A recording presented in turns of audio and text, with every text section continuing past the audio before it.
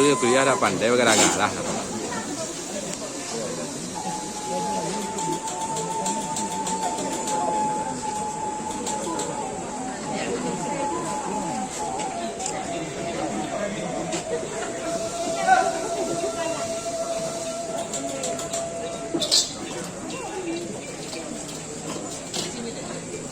Suara dalam diri, terdengar teriakan dalam diam, kembalilah pada keseimbangan. 4 arah perlu diperhatikan: timur, barat, utara, dan selatan.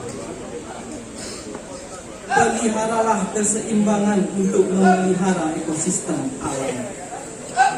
Di sana dituntun kebijaksanaan untuk menentukan kedamaian. Lahir silek silaturahmi, batin silek mengenali. Inner voice of self, there's a scream in the silence. Return to balance. For direction to pay attention to east, west, north, and south.